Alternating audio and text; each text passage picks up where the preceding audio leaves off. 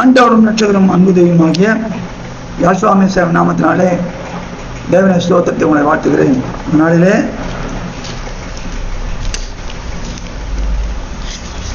YONO 2வது அதிகாரம் 8வது வசனம் நாம் தியானிப்போம்.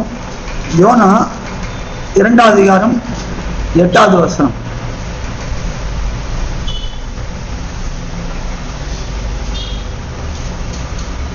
பக்கம் 1074.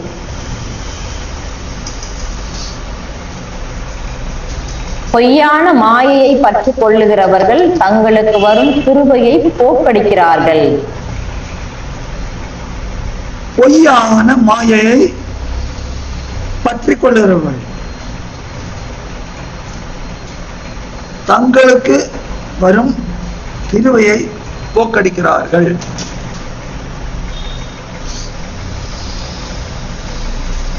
அதான மாயையே மாயை தான். அதான பொய்யான மாயை.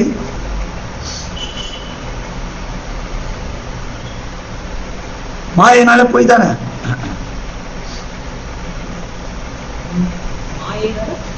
மாயை மாயைன்றது உண்மை கிடையாது.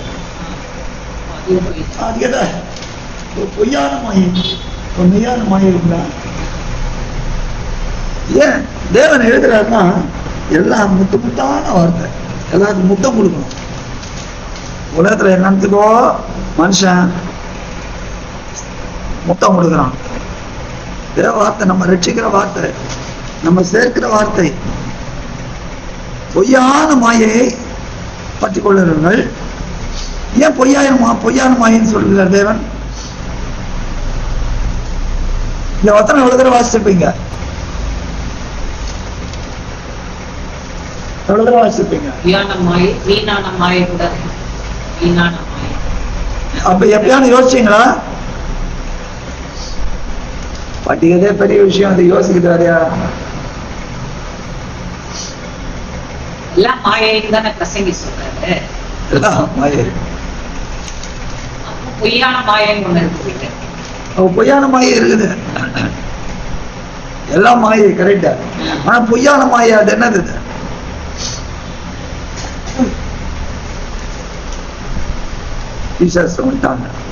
கூட மாயா மாற்ற இல்ல.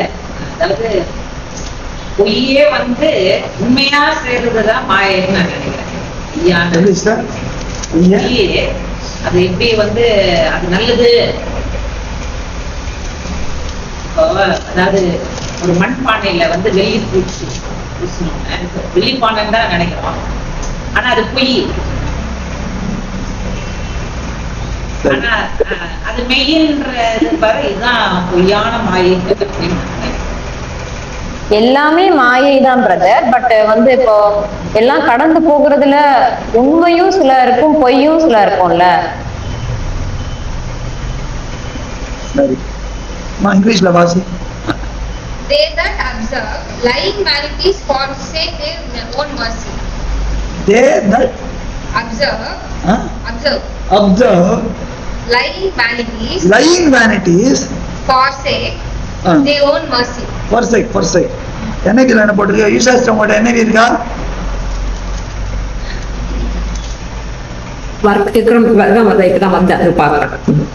யோனா 2:8 ஆண்டி. Okay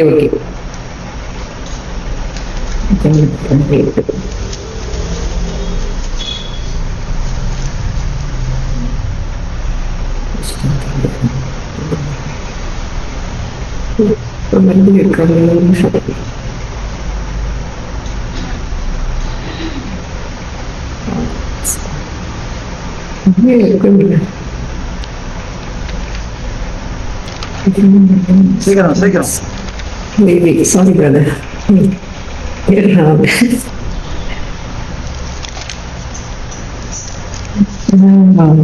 Sorry for the delay.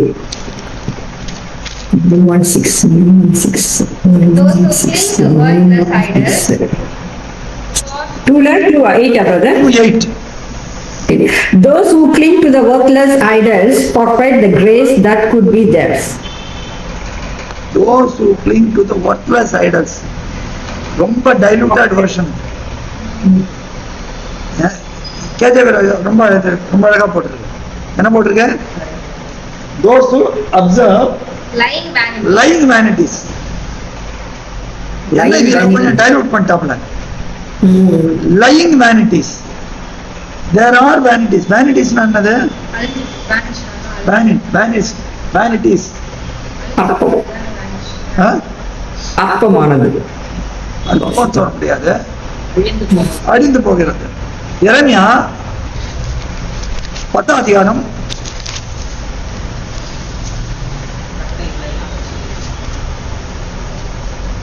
8ல இருந்து 10 வரைக்கும் பாருங்க. பக்கம் 887.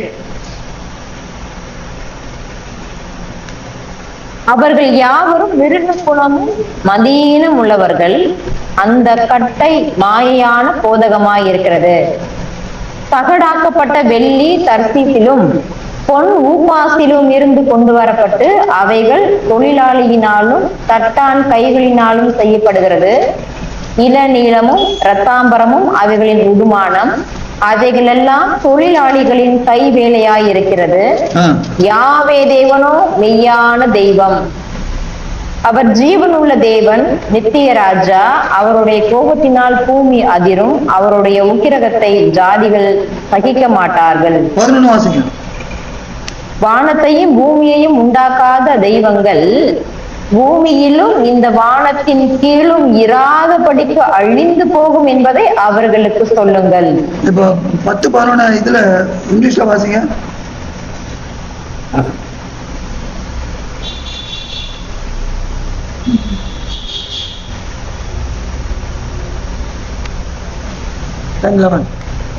But the Yahweh God is true God. He is the living God and everlasting King. 10:11. Thus shall he say unto them, the Yahweh God, the gods that have not made the heavens and the earth, even they shall perish from the earth. They shall perish.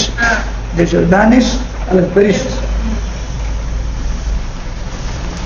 இப்போ இந்த தெய்வங்கள் எப்படி வானத்தையும் பூமியும் உண்டாக்காத தெய்வங்கள் அது என்ன ஆகுமா? இல்லாதபடிக்கு இருக்குது. ஆனா அது அழிந்து போகும். 1 கொரிந்தியர் 8ஆம் அதிகாரம் 5வது வசனம் பாருங்க.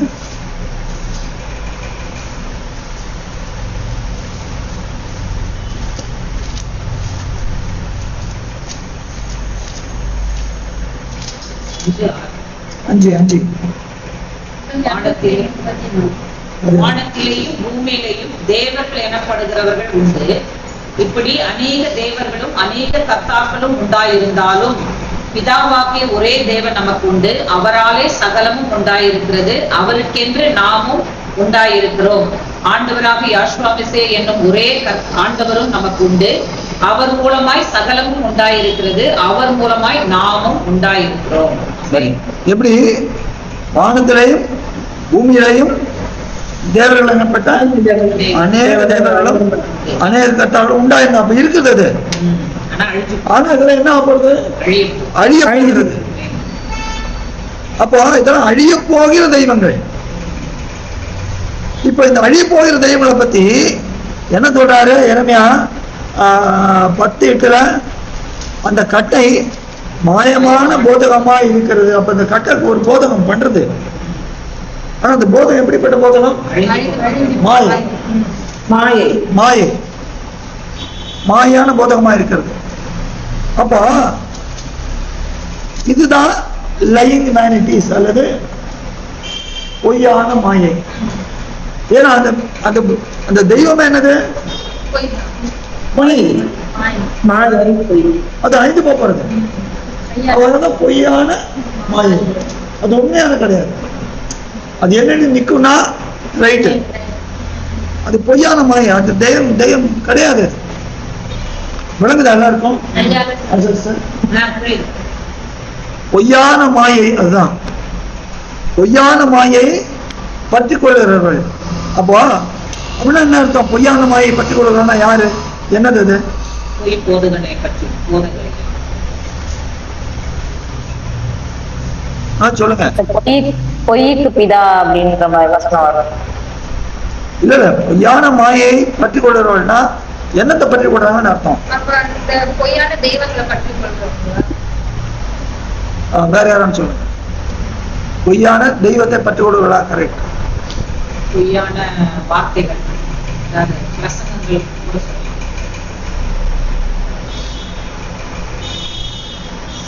வேற யாரும்? தேவனையும் ஆண்களையும் விட்டு விலகுறது எல்லாமே பொய் போதகம் தான்.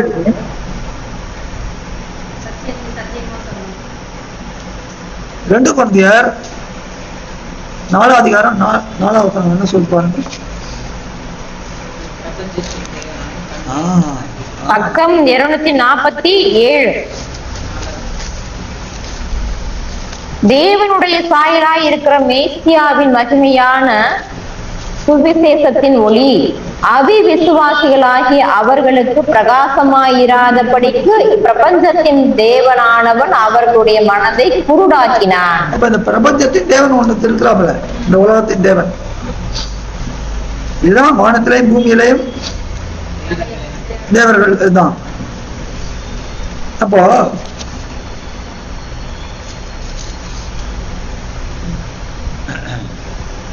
1 யோவான் 2 அதிகாரம் 16வது வசனம் என்ன சொல்லுது?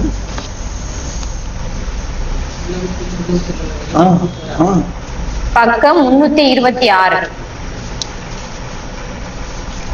ஏனெனில் மாமிசத்தின் இச்சையும் கண்களின் இச்சையும் ஜீவனத்தின் பெருமையுமாகிய 15வது உலகத்திலும் உலகத்தில் உள்ளவைகளிலும் அன்பு கூறாதிருங்கள். ஒருவன் உலகத்தில் அன்பு கூர்ந்தால் அவனிடத்தில் பிதாவின் அன்பில்லை. 16 பின்பக்கம் சொல்லிட்டு 16 முழுக்க வாசிங்க. ஏனெனில் மாமிசத்தின் இச்சையும் கண்களின் இச்சையும் ஜீவனத்தின் பெருமையுமாகிய உலகத்தில் உள்ளவைகள் எல்லாம் பிதாவினால் உண்டானவைகள். ஜீவனத்தின் பெருமையுமாகிய உலகத்தில் உள்ளவைகள் எல்லாம் பிதாவினால் உண்டானவைகள் அல்ல, அவைகள் உலகத்தினால் உண்டானவைகள். பிதாதான் தேவன் பார்த்தணுமோ, மற்றதெல்லாம் பொய்.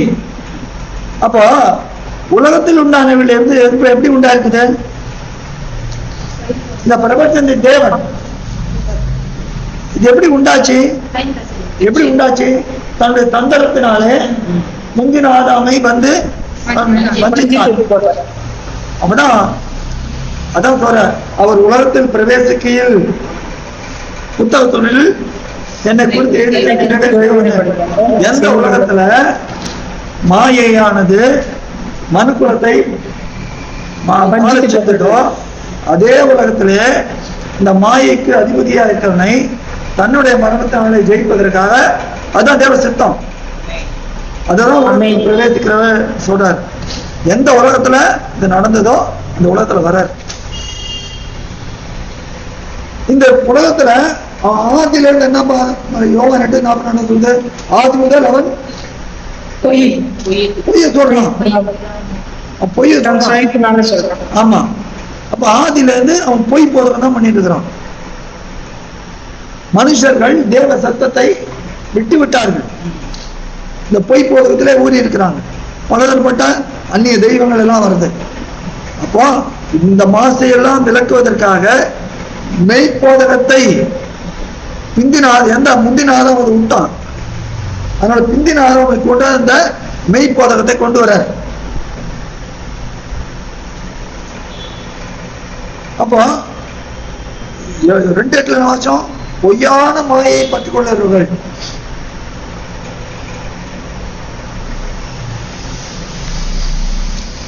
நீதிமன்கள்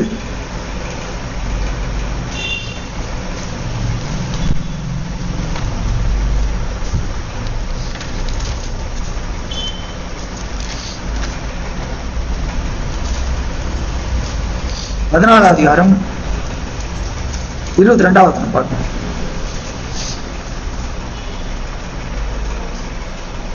பக்கம் 777.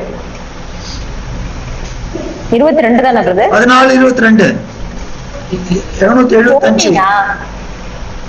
ஓ சாரி 16. தீமையை யோசிக்கிறவர்கள் தவறுகிறார்கள் அல்லவோ, நன்மையை யோசிக்கிறவர்களுக்கோ கிருபையும் சத்தியமும் உண்டு. நன்மையை யோசிக்கிறவர்களுக்கோ கிருபையும் சத்தியமும் உண்டு. சரி, தீமையை யோசிக்கிறார்கள் அது என்னது? எரேமியா 2:13 என்ன சொல்லுது? வசனம் வசனம் பக்கம் வசனம்.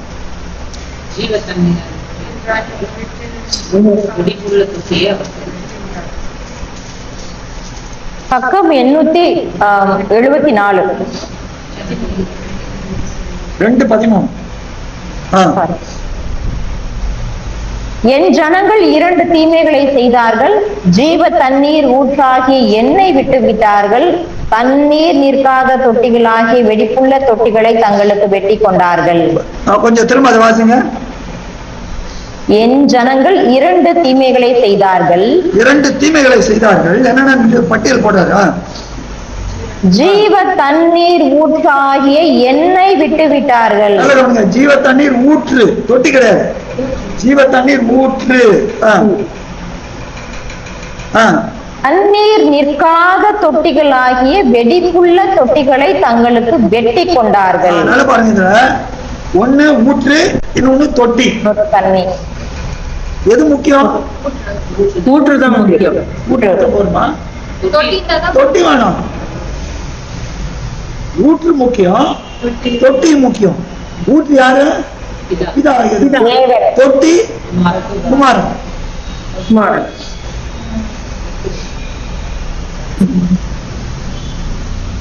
அப்ப என்ன பண்ணாங்க? தண்ணீர் நிற்காத வெடிப்புள்ள தொட்டிகளை. காரணம் என்ன? ஜீவ தண்ணீர் ஊற்றாகி அவரை விட்டு விட்டாங்க. விட்டு எப்படி அந்த பேரையே மறந்துட்டாங்க. அந்த மறந்ததுனால என்னாச்சு? வெடிப்புள்ள தொட்டிகள். இந்த வெடிப்புள்ள தொட்டிகள் எப்படியே தண்ணி நிக்காதது. தண்ணி இருக்கும், ஆனா போகும். தண்ணி இருக்கும், ஆனா அதே போல அங்கே ஆவி இருக்கும், ஆனா அது பரிசா இருக்கும், அழித்து போ. அதுதான் பொய் போதகம். அந்த பொய் போதகம் தான் அவங்க பண்ணிட்டாங்க. மெய்ப்போதகம் யாரு இருந்தா? தொட்டி, மெய்யான தொட்டி ஆண்டவர் தான். எரேமியா 18:15 பாருங்க.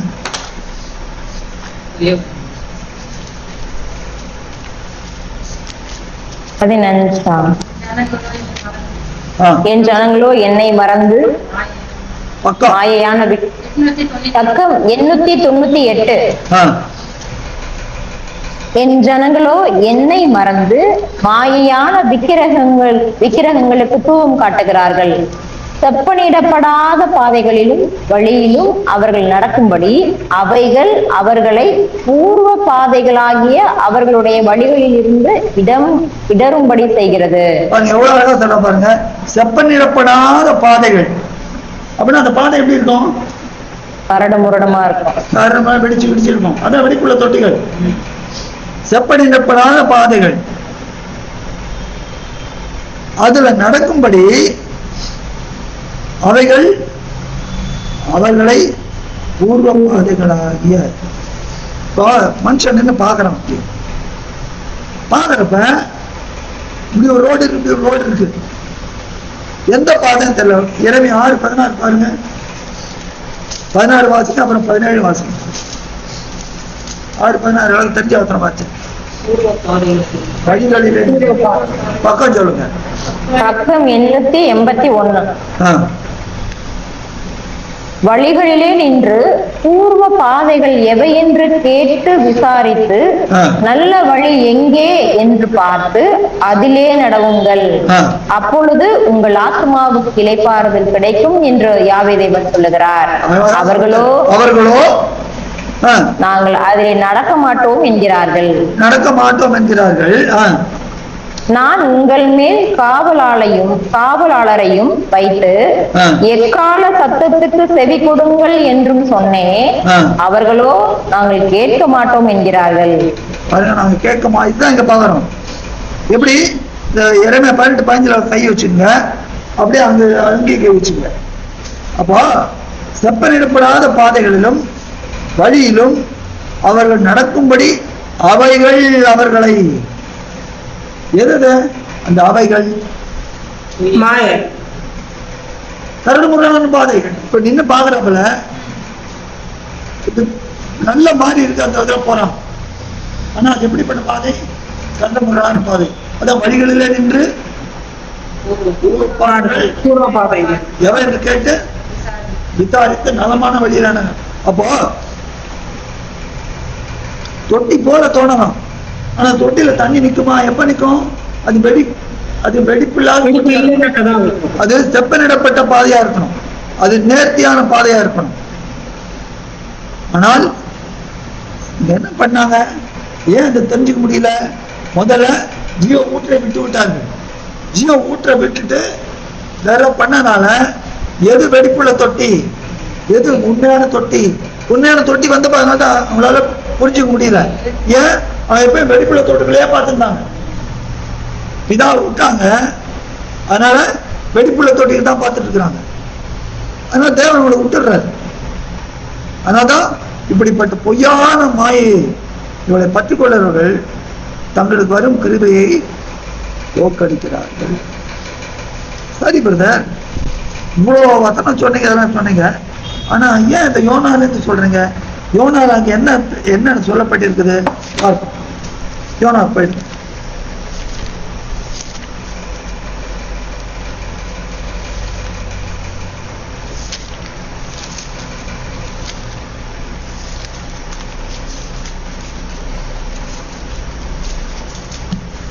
யோனா எந்த பின்னணியில இதை சொல்றாரு? அந்த மீன் வாயில போயிடுறாருல்ல, அதுக்கப்புறமா தான் எது சொல்லிடுறாரு. பாவத்தில் வீண்டு ஆண்டு நான் வாழ்கையிலே. பாவத்துல யோனா செஞ்ச பாவம் என்ன? தேவனுக்கு விரோதமா சொல்லனதான் சரிப்படாம போன. இந்த பக்கம் போனா வேற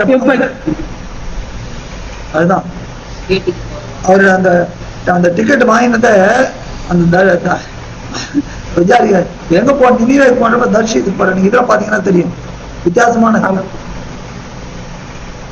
அப்ப தேவன் சொன்னதுக்கு எதிர்மாறாக செய்யறது ஒரு பாவம். இந்த பாவத்தினால என்ன ஆகுது? இந்த பாவம் சமுத்திரம் கொந்தளிக்கிறது. அப்புறம் மீன் வந்துட்டு அவன் கடல்ல தூக்கி போடுறது. 1:11 பாருங்க. 1:8, 1:11. இதுல பிரதர் யோனா. அப்பொழுது யோனா 1:8, 1:11. அப்பொழுது அவர்கள் அவனை நோக்கி, யார் நிமித்தம் இந்த ஆபத்து நமக்கு நேரிட்டது என்று நீ எங்களுக்கு சொல்ல வேண்டும். உன் தொழில் என்ன? நீ எங்கே இருந்து வருகிறாய்? உன் தேசம் எது? நீ என்ன ஜாதியான் என்று கேட்டார்கள். 11. பின்னும் சமுத்திரம் அதிகமாய் கொந்தளித்துக் கொண்டிருந்தபடியால் அவர்கள் அவனை நோக்கி, சமுத்திரம் நமக்கு அமரும்படி நாங்கள் உனக்கு என்ன செய்ய வேண்டும் என்று கேட்டார்கள். யோனாவை எடுத்து சமுத்திரத்திலே போட்டு விட்டார்கள். சமுத்திரம் தன் மும்முரத்தை விட்டு அமர்ந்தது. இப்போ இந்த யோனா பண்ண பாவம் என்ன? வார்த்தைக்கு விரோதமா போட்டார். யோபு 35 அதிகாரம் 35.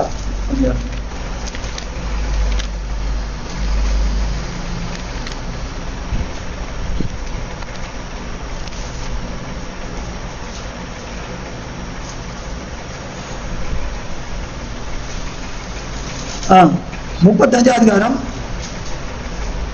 6 இருந்து 8 வரைக்கும் வாசிக்கணும். பக்கம் 664. நீர் பாவம் செய்தால் அதனாலே அவருக்கு என்ன நஷ்டம்? உம்முடைய மீறுதல்கள் மிகுதியானாலும் அதனாலே அவருக்கு என்ன சேதம்? நீர் நீதிமானாய் இருந்தால் அதனாலே அவருக்கு என்ன கிடைக்கும்? அல்லது அவர் உம்முடைய கையில் என்ன லாபத்தை பெறுவார்? உம்முடைய பாவத்தினால் உம்மை போன்ற மனுஷனுக்கு நஷ்டமும் உம்முடைய நீதியினால் மனுபுத்திரனுக்கு லாபமும் உண்டாகும். பாருங்க, 8வது குறிப்பா என்ன சொல்றது?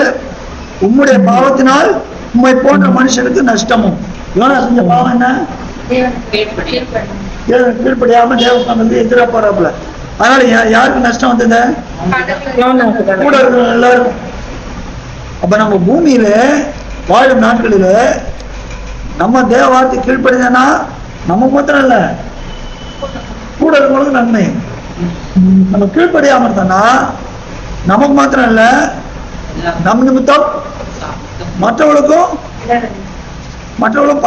கஷ்டம் வரும். அப்போஸ்தலர் 27வது அதிகாரம்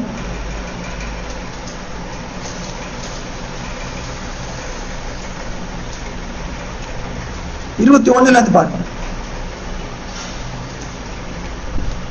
பக்கம் 204.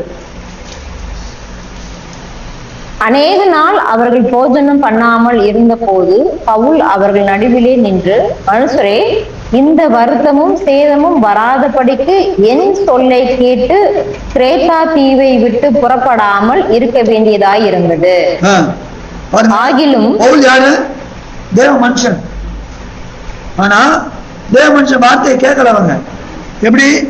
அங்க 11வது வசனம் பாருங்க, 10, 11, 2. மனுஷரே, இந்த யாத்திரையினாலே சரக்குக்கும் கப்பலுக்கும் மாத்திரமல்ல, நம்முடைய ஜீவனுக்கும் வருத்தமும் மிகுந்த சேதமும் உண்டாயிருக்கும் என்று காண்கிறேன் என்று சொல்லி அவர்களை எச்சரித்தான். நூற்றுக்கு அதிபதி பவுலினால் சொல்லப்பட்டவைகளை பார்க்கிலும் மாலுமியையும் கப்பல் எஜமானையும் அதிகமாய் நம்பினான். அநேக நாள் அவர்கள் போஜனம் பண்ணாமல் இருந்த போது பவுல் அவர்கள் நடுவிலே நின்று, மனுஷரே, இந்த வருத்தமும் சேதமும் வராதபடிக்கு என் சொல்லை கேட்டு கிரேத்தா தீவை விட்டு புறப்படாமல் இருக்க வேண்டியதாய் இருந்தது. ஆகிலும் இடமனதாய் இருங்கள் என்று இப்பொழுது உங்களுக்கு தைரியம் சொல்லுகிறேன். கப்பர் சேதமே அல்லாமல் உங்களில் ஒருவனுக்கும் பிராண சேதம் வராது. ஏனென்றால் என்னை ஆட்கொண்டவரும் நான் சேவிக்கிறவருமான தேவனுடைய தூதனானவன் இந்த ராத்திரியிலே என்னிடத்தில் வந்து நின்று, பவுலே, பயப்படாதே, நீ ராயனுக்கு முன்பாக நிற்க வேண்டும். இதோ உன்னுடனே கூட யாத்திரை பண்ணுகிற யாவரையும் தேவன் உனக்கு தயவு பண்ணினார் என்றான். அப்ப இங்க ஒரு பர்த்துவான்றதுனால இந்த பர்த்துவான் நிமித்தம் என்ன ஆகுது? மற்றவங்க ரட்சிக்கப்படுவாங்க. நீ பாவம் செய்தா மற்றவனுக்கு அதனால பிரச்சனை, நீ நீதிமானா இருந்தால் மற்றவனுக்கு லாபம். நீதிமான நிமித்தம் அவங்களுடைய பிராணனுக்கு தப்பு வித்தல் வருது. புரியுதா உங்களுக்கு? புரியுது. இப்ப யோனா பண்ண இந்த பாவத்து நிமித்தம் இது வந்ததுனால யோனா எங்க போட்டாப்புல? ஒரு சமுதிரத்தில் போட்டு மீனின் வாயத்தை ஆயத்தப்படுத்துறாரு. அந்த மீன் வாயத்துல போய் இருக்கிறப்பதான் யோனா விண்ணப்பம் பண்றாரு. விண்ணப்பம் பண்றப்பதான் இந்த காரியம் வருது. இத பத்தி தான் ஆண்டவர் சொல்றாரு. எங்க? மத்திய 12வது அதிகாரத்துல என்ன சொல்றாரு? என்ன சொல்றாரு? யோவான் 12வது அதிகாரம் 40-41 பாருங்க. 2 கம்பேரிசன் கொடுக்குறாரு. யோவான் 12, மத்தேயு 12 பக்கம் 19. யோனா இரவும் பகலும் 3 நாள் ஒரு பெரிய மீனின் வயிற்றில் இருந்தது போல. அப்ப இருந்தது போலன்னா அப்ப இருக்கிறப்ப என்ன பண்ணிருக்கிறாரு? இந்த விண்ணப்பத்தை பண்ணிருக்கிறாரு. இருந்தது போல மனுஷகுமாரனும் இரவும் பகலும் 3 நாள் பூமியின் இருதயத்தில் இருப்பார்.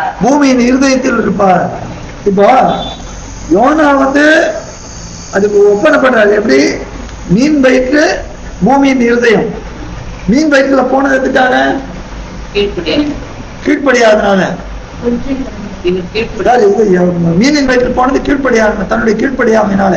ஆனால் இங்கே மனுஷகுமாரன் பூமியின் இருதயத்துல போறாரு. ஏன்? கீழ்ப்படித்ததுனால.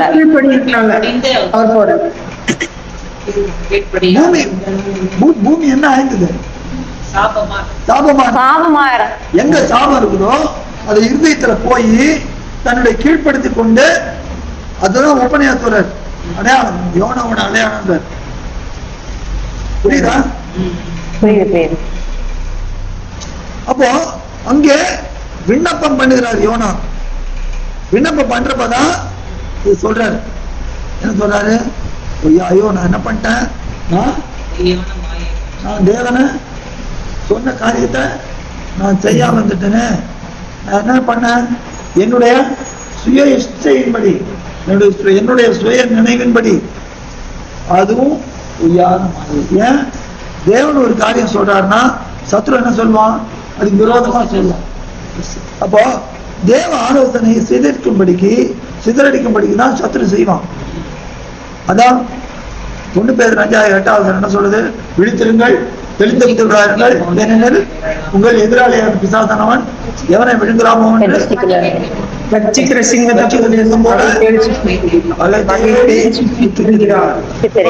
யோனாட்ட வந்ததை தவிர யாரு? தீர்க்கதரிசி. தீர்க்கதரிசியை கூட தள்ள பாக்குறான். மகா தீர்க்கதரிசியானவரே தள்ள பார்த்தான் அவன். அப்ப யோசிச்சு பாருங்க. அப்ப யோனாவுக்கு ஒரு தப்பான ஒரு சிந்தை வர வைக்கிறான். இந்த சிந்தை வந்ததுனால அவரு அங்க போய் மீன் வைப்புல இருந்து ஜெபம் பண்றாரு. ஆனா ஆண்டவர் பூமி நிலையத்தில் இருந்து ஜெபம் பண்ணாரா? அங்க இருந்து போய் காவலில் உள்ள ஆவிகளுக்கு போறதுக்கு முன்னாலே ஜெபத்தை பண்ணிட்டாரு. அவரு ஜெபத்தை பண்ணிட்டாரு. உயிரோடு இருப்பவ ஜெபம் பண்ணிட்டாரு. அங்கே பூமியில போய் அவர் என்ன பண்ணாரு? காவலில் ஆவிகளுக்கு பிரசங்கிக்கிறார். வித்தியாசம். ஏன்? யோனா தான் செய்த தப்பித்த நிமித்தம் அங்கே போறாப்ல. இவர் மற்றவர் செய்த பூமியின் மேல் இருக்கிற சாபத்தை நீக்கும்படிக்கு அங்கே போறார். இப்ப இந்த யோனா பண்ற விண்ணப்பத்தை நம்ம பாக்குறப்ப, என் ஆத்மா என்னில் தொய்ந்து போகையில் 7வது யாவை தேவனை நினைத்தேன், அப்பொழுது என் விண்ணப்பம் பரிசுத்த ஆலயத்துல உம்மிடத்தில் வந்து சேர்ந்தது. ஆத்மா தொய்ந்து போறது. இங்கிலீஷ்ல வாசிக்கிறேன். 7:2-7. எனவே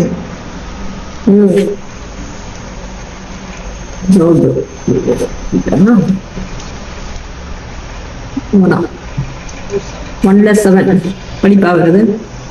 2:7. Sorry, 2:7. When my life was ebbing away, I remembered you, O God, and my prayer rose to you, to your holy temple. My life was ebbing. When my soul fainted with me. When my soul, and the life in the soul, I mean ebbing. Life was ebbing. Ebbing என்ன? ebbing. முழுகிற நிலைமை. ebbing. முழுகிறது. அப்போ அது என்ன? முடிகிற மாதிரி ஒரு நிலைமை. நீங்க என்ன சொல்றாரு? என்னை தோய்ந்து போகையில் அப்படியே போச்சு, எல்லாம் போச்சு. ஆனால் ஆண்டவர் போச்சு நான் சொன்னாரு.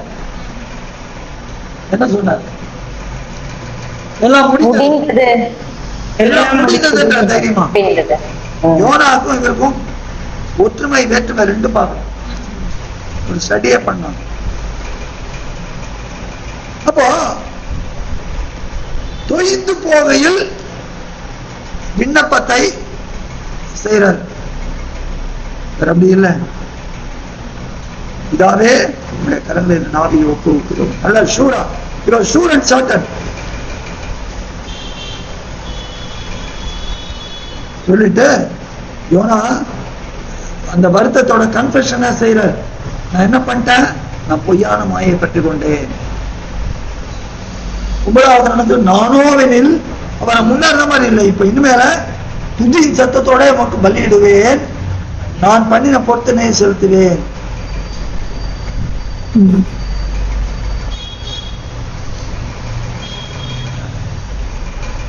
அப்போ பொய்யான மாயன்றது யோனாவுக்கு வந்தது.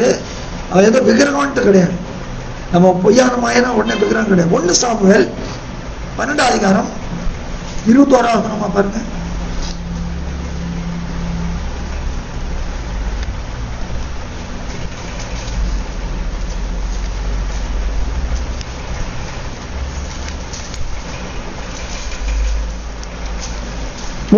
விலக்கி போகாதிருங்கள். பக்கம் 354.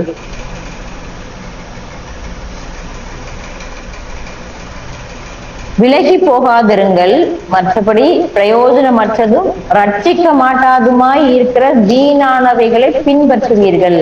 அவைகள் வீணானவைகளே. எப்படி எப்படி விலகி போகாதிருங்கள்.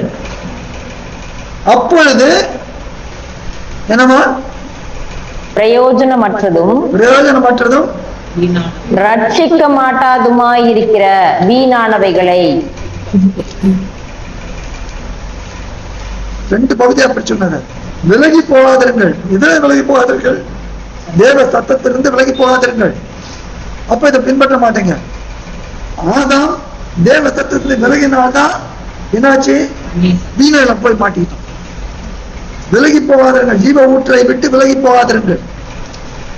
போயிட்டான் மனுஷன், ஜீவ ஊற்றை விட்டு விலகி போயிட்டான். அப்ப தேவன் என்ன பண்ணாரு? காமிக்கிறாரு, இதோ என்னுடைய நேசகுமார், அவரு பிரியமா இருக்க, அவருக்கு செவி கொடுங்கள். நீங்க என்ன டைரக்டா முடியாது. இப்போ ஏன்னா போச்சு, மகிமையினாலும் கணத்தினாலும் முடி சூட்டி அவனை வச்சேன், ஆனா அவன் இழந்து போயிட்டான். இப்ப நீங்க வர முடியாது. உங்கள் அக்கிரமங்களுக்கு உங்களுக்கு எனக்கும் பிரிவினை உண்டாக்கி இருக்குது. ஆனா நான் அனுப்புகிறேன் அவரை, அவர்களே விசுவாசம் செய்யுங்கள். அப்போ அவர் தான் ரட்சிக்கிறார், வீணானது கிடையாது. ஏன்? அவர் யாரு? என்னுடைய பிம்பம், என்னுடைய சாயல். ஆனா நீங்க என்ன பண்ணுங்க? எனக்கு சாயலா என்னதான் பண்ணுங்க? ஏசாயா 44ஆம் அதிகாரம் 9ல இருந்து பாருங்க. என்னமா 44 9ல இருந்து. பக்கம் 850. விக்கிரகங்களை உருவாக்குகிற யாவரும் வீணர், அவர்களால் இச்சிக்கப்பட்டவைகள் ஒன்றுக்கும் உதவாது. அவைகள் ஒன்றும் காணாமலும் ஒன்றும் அறியாமலும் இருக்கிறது என்று தங்களுக்கு வெட்கம் உண்டாக அவைகளுக்கு தாங்களே சாட்சிகளாக இருக்கிறார்கள்.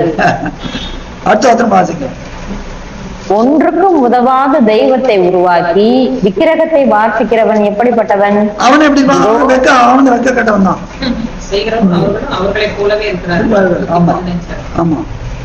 இதோ அவனுடைய கூட்டாளிகள் எல்லாரும் வெட்கமடைவார்கள். தொழிலாளிகள் நரஜீவன்கள் தானே, அவர்கள் எல்லாரும் கூடி வந்து நிற்கட்டும். அவர்கள் ஏகமாய் திகைத்து வெட்கப்படுவார்கள். இப்போ இங்க யோனா செய்தது விக்கிரகம் கரெக்ட். ஆனா விக்கிரகம்ன்றது தேவன் இருக்க வேண்டிய இடத்துல எதை கொண்டாந்து வச்சாலும் அது விக்கிரகம் ஆயிடுறது. சில நேரத்தில் நம்ம என்ன பண்றோம்? தேவன் இந்த காரியத்துக்கு தைரியமா சொல்லுன்னு சொல்றாரு, நம்ம போல்டா சொல்றதுக்கு பதிலா தயக்கப்பட்டுடுவோம். அங்கே ஒரு விக்கிரகம் வந்துடும். அது என்ன விக்கிரகம்? அது என்ன விக்கிரகம்னா, சில நேரத்துல ஐயோ இந்த ஆபீஸ்ல எல்லாம் இப்படி இருக்காங்க, எல்லாம் அந்த மார்க்கத்தை சார்ந்திருக்காங்க, நான் எப்படி சொல்றது, என்னை ஒதுக்கிடுவாங்களே, வேலையில எனக்கு என்ன ஒதுக்கிடுவாங்களே, ஆபீஸ்ல இருக்கலாம், இல்ல ஸ்கூல்ல காலேஜ்ல இருக்கலாம், இல்ல நம்ம சொந்த பந்த மத்தியிலே இருக்கலாம். ஐயோ நான் இதை சொன்னா என்னோட சகோதர சகோதரிகள்ல சொந்தக்காரங்க என்ன அப்புறம் என்ன அங்கீகரிக்கவே மாட்டாங்க, என்னோட உறவு வச்சுக்க மாட்டாங்க. இதெல்லாம் என்னது? பொய்யான மாயை. இவளை பற்றி கொண்டானா என்ன ஆகுது? இவளை பற்றி கொண்டானா நமக்கு தேவன் கொடுக்கிற கிருபையை இழந்து போய் விடுவோம். நீதிமொழி 14:22 தீமையை யோசிக்கிறவர்கள் தவறாளர்களோ நன்மை யோசிகளுக்கோ கிருபையும் சத்தியமும் உண்டு. யோவான் 1:16 சொல்லுது, அந்த வார்த்தை மாமிசமாகி கிருபையும் சத்தியத்தினாலும் இருந்தனால் நம்ம மத்தியிலே வாசம் பண்ணினார். அப்போ நன்மை யோசிகளுக்கு நமக்கு என்ன கிடைக்கும்? ஆண்டவர் கிருபையும் சத்தியமும் கிடைக்கும். கிருபையும் சத்தியமும் கிடைக்கும். 2 தீமைகள், அதுதான் தேவன் சொல்றார். இந்த தீமைகள் யோசிகளுக்கு அவங்க இடறி போயிடுவாங்க, விலகி போயிடுவாங்க. அதான் சாமுவேல் எச்சரிக்கிறார், விலகி போகாதீர்கள். அப்ப நீங்க அதுல மாட்டிக்க மாட்டீங்க. அப்ப நம்ம தேவன் என்ன சொல்றாரு இந்த பகுதி மூலமாய்? பொய்யான மாயை. அது என்னது? விக்கிரகம் மாத்திரம் கிடையாது. தேவ சத்தம் உனக்கு என்ன சொல்றதோ அதுக்கு எதிர்மாறா நீ சிந்திக்கிற சிந்தனை, நீ பார்க்கிற பார்வை, நீ செய்கிற கிரியைகள் எல்லாத்திலையும் என்ன பண்றன்னு தேவன் பார்க்கிறாரு. நீ தேவனுக்கு ஆண்டவரும் சாட்சியா இருக்கியா? தேவன் என்ன சொன்னாலும் தைரியமா சொல்லு. உன்னை எங்க கொண்டு போய் எங்க கொண்டு போய் இங்க போன்னு சொன்னாலும் அங்க போய் சொல்லு. அது சொல்றதுக்கு தயக்கப்படாது. அது சொல்றதுக்கு தயப்பட்டனால நம்ம எல்லாம் யோனாவுடைய அடிச்சூழலை பின்பற்றுவதாய் போயிடுவோம். யாருக்கு அடிச்சூழலை நம்ம பின்பற்றணும்? ஆண்டவர். அவரை பத்தி வேதம் என்ன சொல்லுது? மத்தேயு 22 அதிகாரம்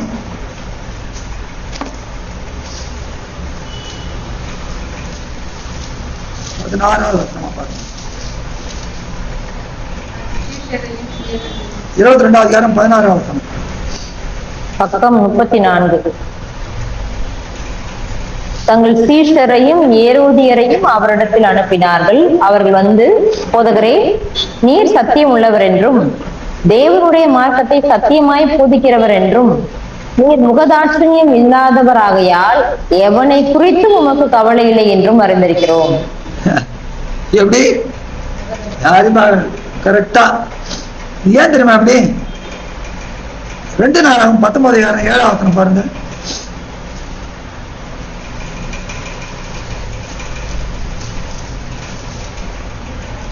ரெண்டு நாளாகும் 19:7. பக்கம் 563.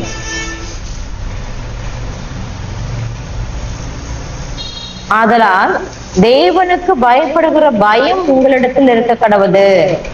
எச்சரிக்கையாயிருந்த காரியத்தை நடத்துங்கள். உங்கள் தேவனாகி யாவே தேவனிடத்திலே அநியாயமும் முகதாட்சணியமும் இல்லை, பரிதானமும் அவரிடத்திலே செல்லாது. முகதாட்சணை கிடையாது. யார் இது? பிதாவுக்கு சொல்லுது. இங்க குமாரன் எப்படி இருக்கிறாரு? அப்படியே பிதா வச்சு மத்தேயு 22:16 பாத்தீங்களா? யாருக்கும் முகதாட்சணை கிடையாது. அப்போ இருக்க தைரியம். பிதா என்ன சொன்னாரோ தைரியமா சொல்றாரு. இவருடைய அடிச்சுலாம் பின்பற்றணும். யோனா என்ன பண்ணிட்டாப்புல? செய்யல. அதனாலதான் கதறாரு மீன் வயிற்றுல போய். உணர்வு வந்து பொய்யான மாயை பின்பற்ற கூடாது, கிருபை போயிடும். அப்போ என்ன தேவன் சொல்றாரோ அதுக்கு விரோதம் மாறா எது இருந்தாலும் சரி, அது நம்ம தாய் தகப்பனா இருக்கலாம், நம்ம பிள்ளைகளா இருக்கலாம், நம்ம சகோதரிகளா இருக்கலாம், இல்ல நம்ம விரும்புகிறதான ஒரு பொருளா இருக்கலாம், நம்ம விரும்புகிற ஒரு ஆதாரமா இருக்கலாம். அதுக்காக செய்யறாங்க சில பேர். ஆகாரத்துக்காக சத்தியத்தை சொல்லாம வராங்க. ஆகாரம் கிடைக்குமே, பொருள் கிடைக்குமே, தைராட்சியம் கிடைக்குமே, ஒரு வேலை கிடைக்குமே. ஐயோ அவர்கிட்ட போய் அவர்கிட்ட போய் சொல்லு, நல்ல பொசிஷன்ல இருக்கவர் தான் அவர். நீ பார்க்க போறப்ப ஒரு சந்தர்ப்பம் கொடுப்பார் தேவன். உனக்கு வேலை கிடைக்கணும்னு அவர்கிட்ட போய் பார்க்க போற ஒருத்தர்கிட்ட போறப்ப தேவன் உள்ளத்துல பேசுறாரு.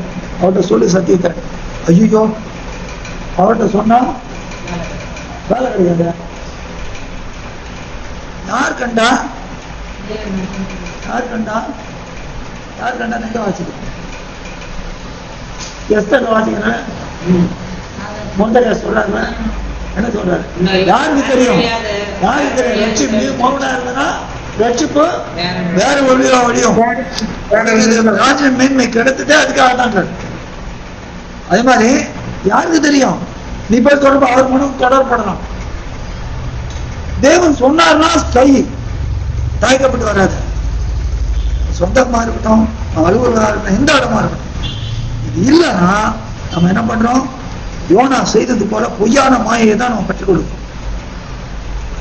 அது விக்கிரகம் மாத்திரம் இல்லை. விக்கிரகம்னா ஏதோ ஐடல் இல்லை. நம்ம பயப்படவே கூடாது. அதே போல தேவன் நமக்கு கொடுக்கிற அந்த காரியத்தை நாம் பற்றிக்கொள்ளணும். உண்மை உறுதியாய் பெற்றுக்கொண்ட மனதை உடையவன் அவனுக்கு என்ன? பூர்ண சமாதானம். இங்க கிருபை போச்சு, சமாதானம் போச்சு, சமாதான கிருபை எல்லாம் போச்சு. இதான் சங்கீதக்காரர் சொல்றாரு. 31ஆம் சங்கீதம் 6வது நம்ம பாருங்க.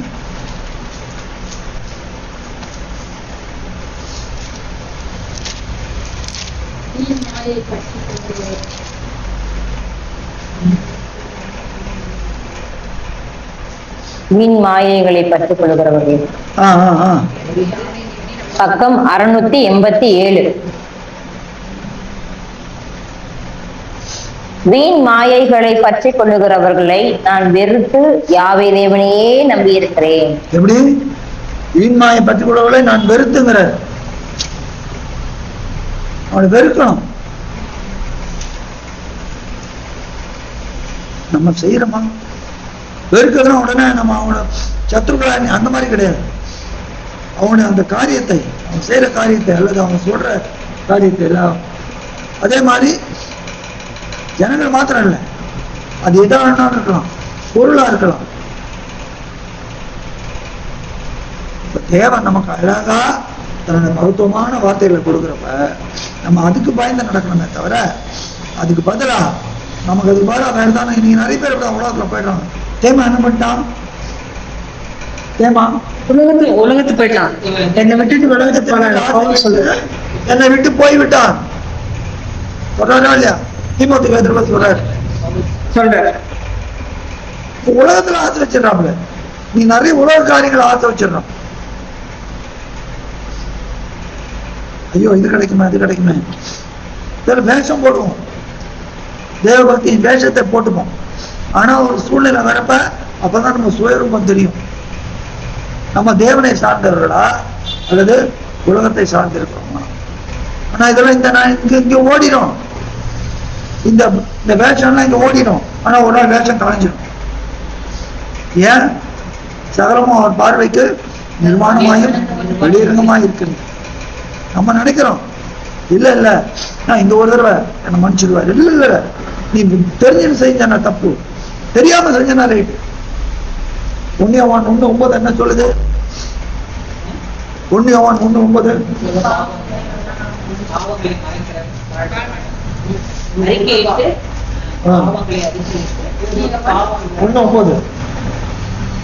பக்கம் 325. நம்முடைய பாவங்களை நாம் அறிக்கையிட்டால் பாவங்களை நமக்கு மன்னித்து எல்லா அநியாயத்தையும் நீக்கி நம்மை சுத்திகரிப்பதற்கு அவர் உண்மையும் நீதியும் உள்ளவராயிருக்கிறார். அப்ப நமக்கு கிருபை எப்போ வரும்? கிருபை ரெடியா இருக்குது. ஆனா எப்போ? அந்த பாவத்தை நம்ம முதலில் தள்ளும் போதுதான். பாவத்தை தள்ளாம பாவம் செஞ்சுட்டே கிருபை இல்லை. உன்னை எப்படி சொல்ற? பாவம் இடத்துல கிருபை பெருகும். ஒரே ஒரு கொஸ்டின் பிரதர், கிருபைக்கும் ரட்சிப்புக்கும் ஏன்னா எங்க இதுல சர்ச் ஒரு ப்ரேயர் மீட்டிங்ல டிபேட் ஆச்சு. அது கிருபை ரட்சிப்பு வந்து நம்ம எப்போதுமே இழக்க மாட்டோம்ன்றாங்களே. என்னதான் இதுவா இருந்தா கூட அந்த ரட்சிப்பு தேவன் கொடுத்ததை இழக்க மாட்டாங்க. இப்ப நீங்க கிருபை நம்ம இழந்துடுறோம்ன்றீங்களா? அது ஒரே மீனிங் வருமா? ரட்சிப்பு எப்படி? ரட்சிப்பு சல்வேஷன் வந்து ஒன்ஸ் கொடுத்துட்டாருன்னா அதை திரும்பி எடுக்க மாட்டாரு தேவன். யார் சொன்னாங்க? அது பைபிள் ஸ்டடிஸ்ல ஒரு டிபேட் ஆச்சுங்களா. அதாவது நம்ம ரோமன் சாப்டர் 11ல படிக்கும் போது வெர்ஸ் 22ல சொல்றாருல, 11:29 நீங்க சொல்றது 11:22ல பிரதர் சொல்றாருல, இஃப் யூ ஆர் நாட் ஃப்ரெஞ்ச்ல இருக்கு, if you are not staying with தமிழ்ல படிக்கணுமா?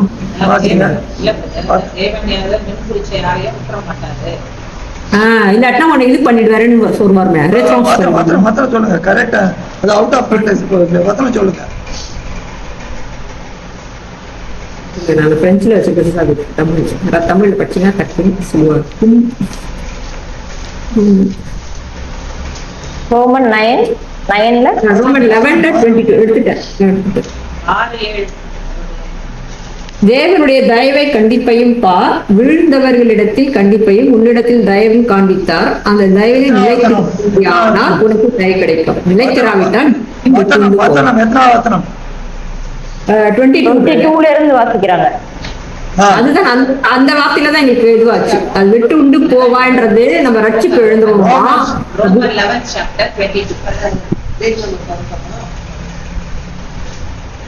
ரோமர் 11:22 இருந்து 220 பக்கம்.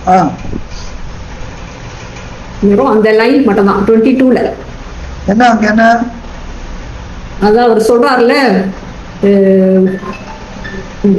உனக்கு நிலைத்திராவிட்டால் உன்னிடத்தில் தயவையும் தேவன் காண்பித்தார், அந்த தயவில் நிலைத்திருப்பாயானால் உனக்கும் தயவு கிடைக்கும், நிலைத்திராவிட்டால் நீயும் வெட்டு உண்டு போவாய்ன்றார்ல.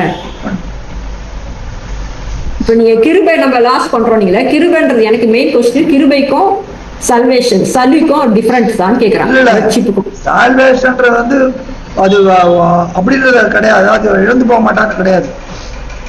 அது ஒன்ஸ் கொடுத்துட்டாருன்னா தேவன் அதை எடுக்க மாட்டாரு, எல்லாருக்கும் அது உண்டு அப்படின்றாங்க. அதுதான் கேட்டேன். ஏன்னா கிருபை இழந்து நீங்க சொன்னீங்களா, இப்ப நான் மாயையே வாழ்ந்தா கிருபை இழந்து போவோம், அப்பனா ரட்சிப்பு இருக்குல்ல.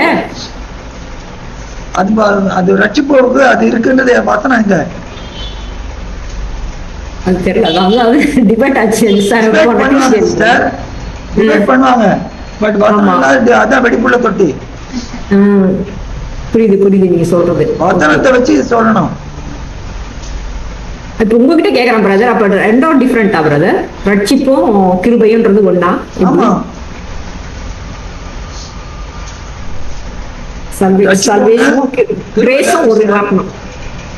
பாருங்க, அதாவது ரட்சிக்கப்படுறப்ப நம்ம என்ன பண்றோம், நம்ம என்ன பண்ணப்படணும், வாயினால அறிக்கைறோம். நம்ம என்ன நம்ம தேவன் என்ன ஆக்குறாரு, பிள்ளைகளா நீதிமான்கள் ஆக்குறாரு. ஆமா. அல்லது இங்கிலீஷ் சொன்னா சாங்டிஃபிகேஷன். ஆமா. சாங்டிஃபிகேஷன், ஜஸ்டிஃபிகேஷன், குளோரிஃபிகேஷன் வெவ்வேறு ஸ்டேஜ் இருக்கு. ஆமா. அப்போ முதல்ல நம்ம ரட்சிக்கப்படுறப்ப நம்மள என்ன பண்றாரு, நீதிமான்கள் ஆக்குறாரு. ஆமா. அதுக்கு பிறகு ஜஸ்டிஃபிகேஷன் வருது. அப்போ நம்மளை ரட்சிக்கப்பட அந்த ரட்சிப்புல அது நம்ம நிலைத்திருக்கணும். முடியும் முறையும் நினைத்தோம்னா ரட்சிக்கப்படுவான் இருக்கு. அப்புறம் சாக்ரிஃபிகேஷன் பண்ணினே வராரு நம்மள. ஆமா. அப்ப நம்ம நிலைத்திராவிட்டால் அப்ப அந்த ரட்சிப்பு இழந்து போயிடுவோமே. இல்ல அது ராங்கா சொன்னாங்க, நாங்க போய் எக்ஸ்பிளைன் பண்ண போகுது. ஓகே, அதான் கிருபையும் ரட்சிப்புன்றது வந்து நமக்கு ஒரே தான் வரணும், அப்படிதான். அதாவது ஒன்ஸ் சேவ்டு அந்த மாதிரி கிடையாது. அது அது அது இது கிடையாது, கடைசி வரைக்கும் இருக்கணும். கிளியரா? கிளியர் பண்ணுது. அது கிருபை ரட்சிப்புன்றது ஒரே வார்த்தை தான் வரணும் நமக்கு. இல்ல கிருபை வேற, ரட்சிப்பு வேற. ரட்சிப்புன்றது வந்து உங்களுக்கு அந்த ஆத்மீயம் தப்புவது. கிருபைன்றது உங்களை நடத்துறது. இப்ப நீங்க ப்ரீச் பண்ணது மாயை வந்து விட்டு போலாட்டா கிருபை இழந்துரும், அப்ப ரட்சிப்பா இருக்கணும், எழுந்துருவோம். ஆமா. அதுதான் கொஸ்டின். ஓகே ஓகே, அதான் கேட்டேன். ஒவ்வொரு ஸ்டேஜா கம்மியாயிட்டு வருது.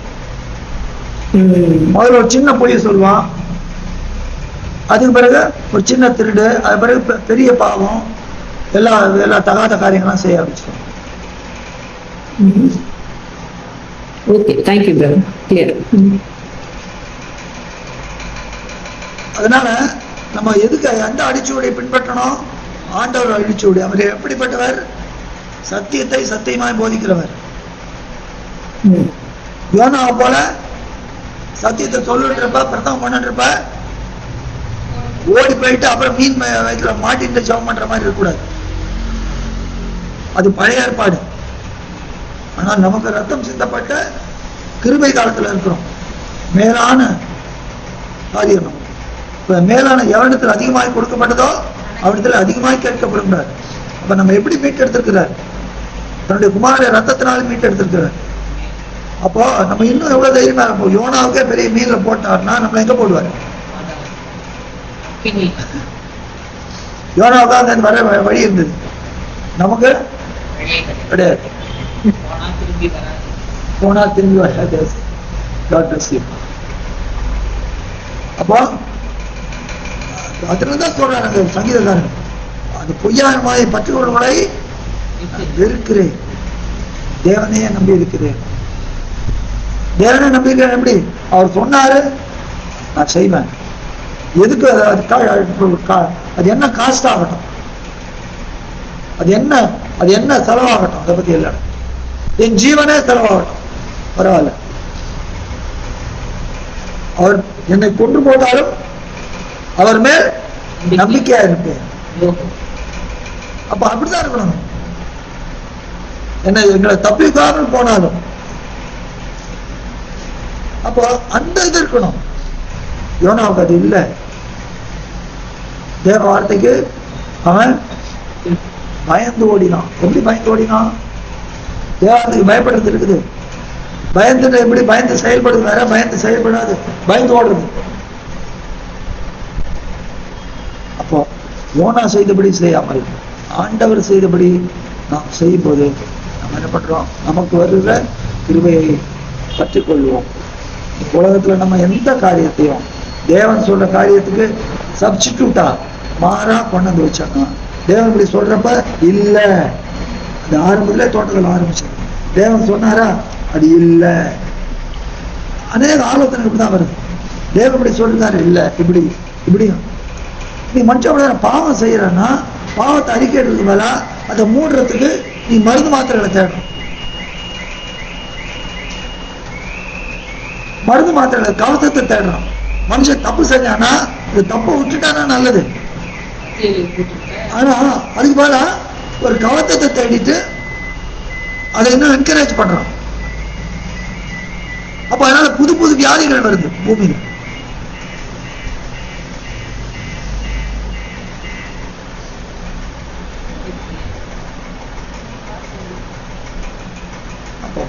தேவன் நமக்கு என்ன சொல்றாரோ அதைத்தான் நாம் பற்றிக்கொள்ள வேண்டும்.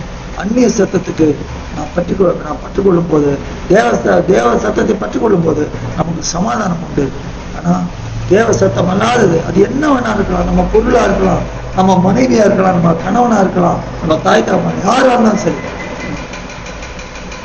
தேவ வார்த்தைக்கு விரோதமா சொன்னாங்கன்னா அதை நம்ம செய்யவே கூடாது. அதே போல நமக்கு அங்கீகாரம் கிடைக்கணும், நமக்கு புகழ் கிடைக்கணும், இல்ல நமக்கு ஒரு ஆதாயம் கிடைக்கணும் அப்படின்றதுக்காக நம்ம சத்தியத்துல டைல்யூட் பண்ணோம். நம்ம எதை பணம் வைக்கிறோம்? நம்ம ஆத்மாவையே பணம் வைக்கிறோம். உலக பொருளை பார்த்து கூடாதுங்க. தேவன் நமக்கு கொடுத்த அருமையான ரட்சிப்பை கிருபையை நான் பற்றி கொண்டு இருக்கும் போது இந்த பக்கம் அந்த பக்கம் பார்த்து உலக ஆசைகள், மாம்சத்தின் நிச்சயங்கள், கண்களின் நிச்சயங்கள், ஜீவனத்தின் பெருமைகள் இதெல்லாம் உலகத்துல இருக்கு. இதை பார்க்கவே கூடாது.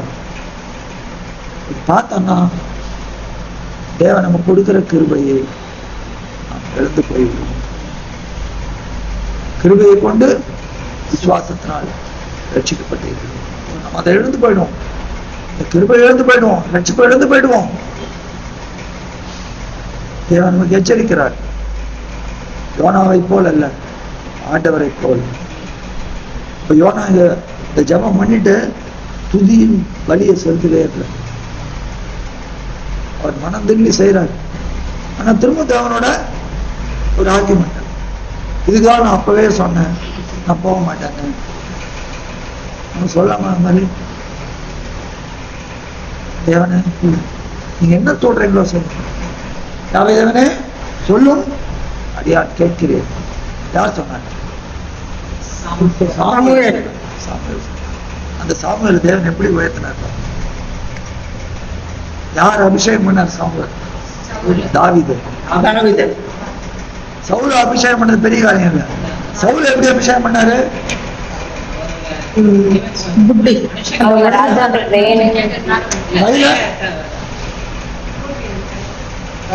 கையில குப்பி. தாவீதுக்கு கையில கொம்பு. தாவீதுக்கு கொம்பு, கொம்பினால் அபிஷேகம் பண்ணது. ரெண்டு வித்தியாசம். அதனால சாமுவேலை உயர்த்தினார். ஏன்? சொல்லும், அடியேன் கேட்கிறேன். வேற எதுவே கொஸ்டினே கிடையாது. தேவனே சொல்லும், நீ என்ன சொல்றீங்களோ அப்படியே செய்யணும். இந்த பக்கம் அந்த பக்கம் இல்லை. வேண்டாம், எனக்கு புரிச்சான காரியங்கள் வேண்டாம், எனக்கு உலக மாயைகள் இந்த மாதிரி இந்த காரியங்கள்லாம் வேண்டாம் எனக்கு. தேவன் என்னை அவ்வளோ நறுக்கி பட்சித்து போட்டு விடும். உங்களுடைய சத்தமும் என்னை காக்கும். உங்களுடைய சத்தத்துக்கு மாத்திரம் என்னை விட்டு கொடு, முழுமையா விட்டு கொடுக்குறேன்.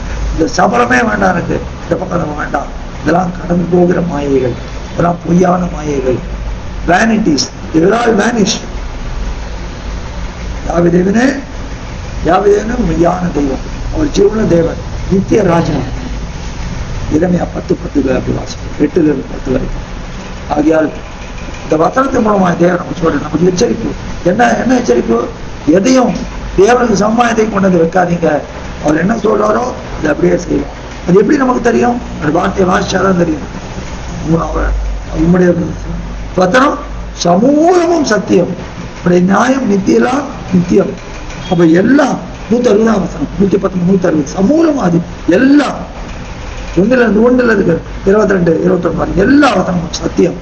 இந்த வசனத்தை நாம் விட்டுக் கொடுக்கும் போது அந்த சத்தம் நமக்குள்ளே வந்து நம்ம சீர்படுத்த தெரியுமா? அப்பொழுது நமக்கு என்ன நன்மை கிடைக்கும்? நமக்கு ரட்சிப்பு கிடைக்கும். நம்ம கிருபை எல்லாத்துக்கும் மேலாக நித்திய ஜீவன். யோனாவை கொண்டு யோனா அந்த காரியத்தை கொண்டு நமக்கு தேவன் எச்சரிக்கிறது. எந்த உலக காரியத்திலையும் சிக்கிக்கொள்ளாதீங்க, எல்லாம் கடந்து போகிற மாயைகள். நிறைய பேர் இதை விட்டுறாங்க. தேவன் நமக்கு எவ்வளவு நான் யோசிச்சு பாருங்க. எண்ணி பார்த்து நீ பெற்ற பாக்கியம் பாட்டு இருக்கு, count your blessings, name them one by one. எவ்வளவு நமக்கு செய்திருக்கிறார். அதெல்லாம் நம்ம கொடுத்துருக்கிறப்ப அதெல்லாம் விட்டுட்டு என்ன பண்ணிருக்கோம்? ஏதாவது ஒரு அல்ப காரியம் ஒண்ணு வந்ததுன்னா டக்குன்னு ஒரு பாவம் செஞ்சது. ஒரு நொடி பொழுதுதான், அதுக்கப்புறம் ஃபீல் பண்ணுவோம். பேதுரு என்ன பண்றாரு? சத்தியம் பண்றாரு, அப்புறம் அழறாரு. அரியன் சபிக்கவும் சத்தியம் பண்ணவும் தொடங்கினான். கூறப்ப பாக்குற பார்த்த உடனே மனம் வசந்து எழுத, ஐயோ பாவம் ஒரே செகண்ட்ல நம்ம தள்ளிடும் அப்படியே. அது எப்படிப்பட்ட பாவம் ஒருத்தருக்கு ஒரு பாருங்க. ஒரே செகண்ட் போறோம், நம்மளை நிர்வாணம் ஆகிட்டு போயிடுவோம். அது பிறகு தீர்த்த எவ்வளவு இது தெரியுமா? அதனால எந்த ஒரு காரியம், எந்த ஒரு சபலத்துக்கோ நம்ம எந்த ஒரு ஆசைகளை சிக்கிக் கொள்ளக்கூடாது. தேவன் நமக்கு கொடுக்கறது போதும். தேவன் நமக்கு கொடுக்கறது நமக்கு என்ன தேவையென்ற வளர்த்திருக்கிறார், கொடுக்க போதும். அவர் சொல்றது போதும், வேற ஒண்ணும் வேண்டாம் நமக்கு. தேவனே, நீர் உங்களுடைய குமாரன் மாத்திரம் வாழ்க்கையில இன்றைக்கும் என்றைக்கும் சதா காலங்களிலும் போதுமானவளா இருந்து நடத்திட்டு நாமே ஒப்பு கொடுப்போம். ஆண்டவர் தாமே ஒவ்வொருவரையும் ஆசீர்வதிப்பாராக. ஆமென்.